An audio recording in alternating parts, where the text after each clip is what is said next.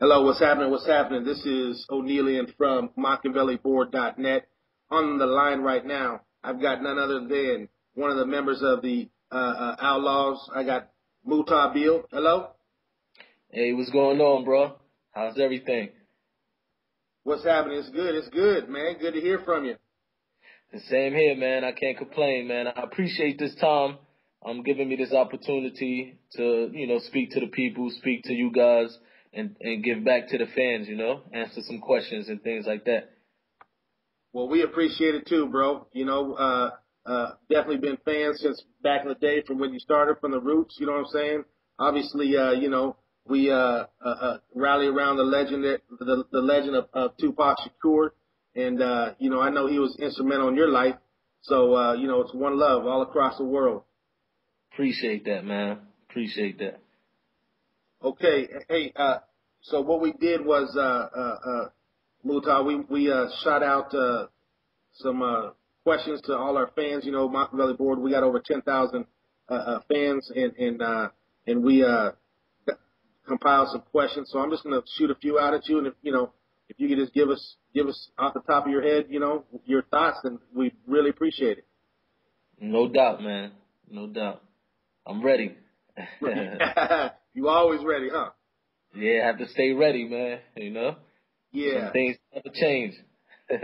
All right. Well, let's just start really with one person said, to you directly, have you any interest in making music again? Is there something in the future?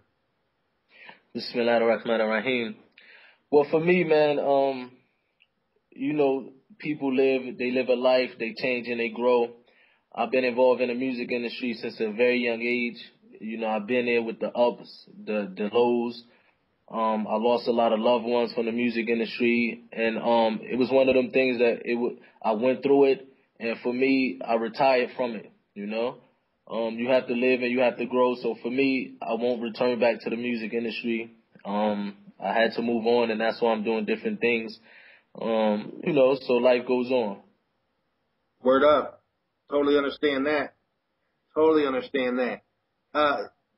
Tell us a little bit about it. And again, we know that, you and Pac had a special relationship, and we know you had a lot of insight.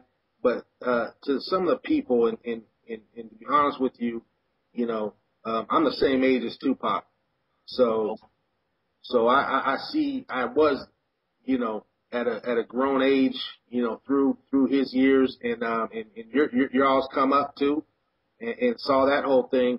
But some of these cats, they're I call them young historians, kind of, because they're documentaries and and kind of listen to music, and it still has an effect on them. But tell us, do you think Tupac was a spiritual person?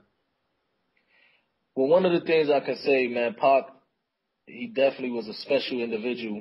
Pac was an individual that, as far as I know, he didn't have a religion, but he respected all religions. He mentioned God, as you know, through many of his music.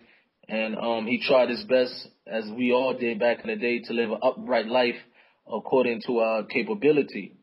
But Pac was an individual. He was a special individual, man. And as you mentioned, he played a major part. He was a big inspiration in my life, even from the past and even now. He was an individual that helped me.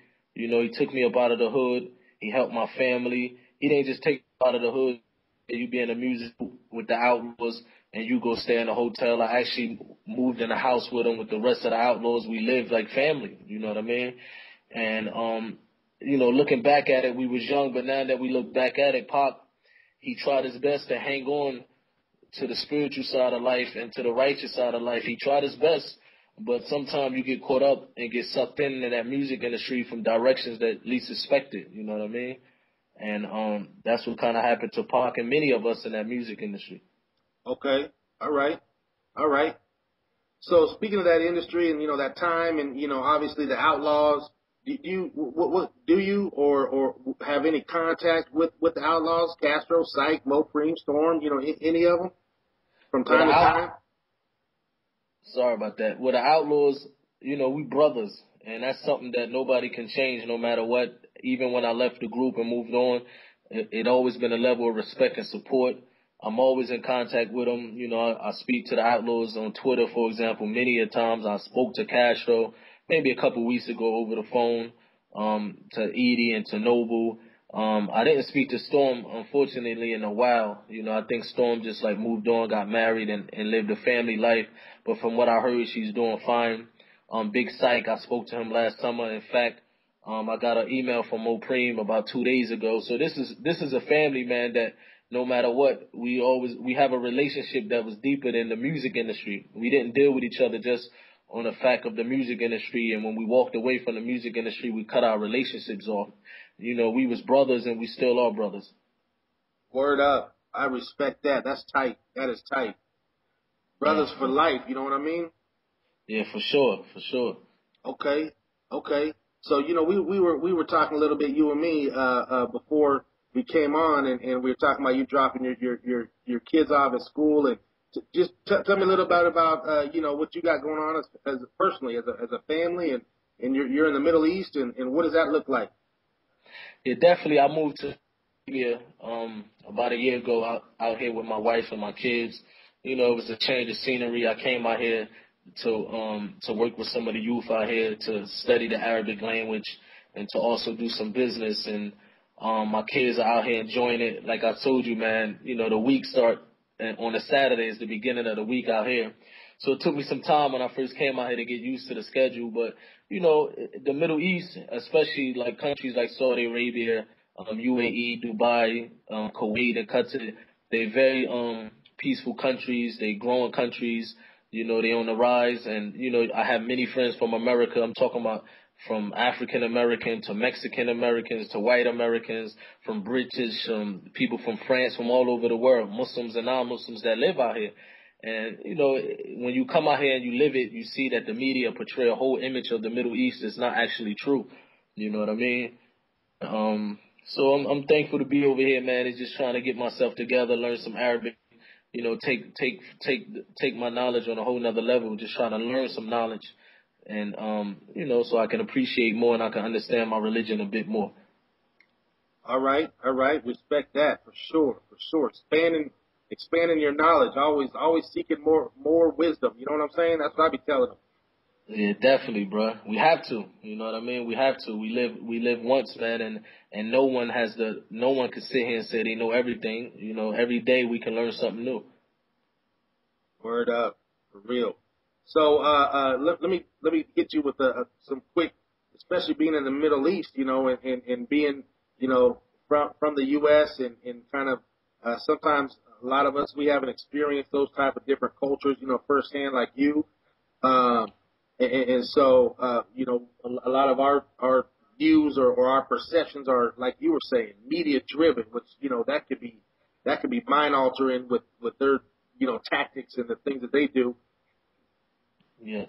Since you're right there, I mean, tell us a little about the whole war on terror and you know, just all that type of stuff going on from a global perspective. What is the pulse from your standpoint? Definitely. Well, Saudi Arabia is a country that's in the forefront of the war on terror. This is a country from even the King Abdullah, from the king himself to the government officials, and even to the scholars out here. They constantly doing books, they constantly doing classes, they constantly getting on television, educating the people that Islam is not a religion of terrorism and that the Muslims to stay away from extremism. So this is a country, man, that they're in the forefront against that, and they educating the people on a daily basis. I'm living amongst them. I see them. You know, they trying to eradicate it from the inside out. So they doing a big job. Not only that, they spending millions of dollars. I'm talking about the king himself, man. He's spending millions of dollars to try to educate the people. So they support the people teaching the pure, true Islam, which is a religion that's going to call away from violence. You know what I mean? Before I came to the religion of Islam, I was a violent individual, man. I wouldn't leave my house without a weapon. And every day I walked outside of my house, I said, maybe this is the day that it might go down. Either I have to murder somebody or they have to murder me. When I accepted the religion of Islam, man, it changed my whole outlook on life and the way I dealt with individuals and the way I looked at life. You know, like Allah says in the Quran that if you take the life of one person unjust, it's as if you killed the whole of humanity. But if you save the life of one person, is as if you saved the whole of humanity. So that's what the religion of Islam is about, you know, and that we worship the one who created us alone, and we treat others the way we want to be treated. You know what I mean? Yeah, for real. That's deep.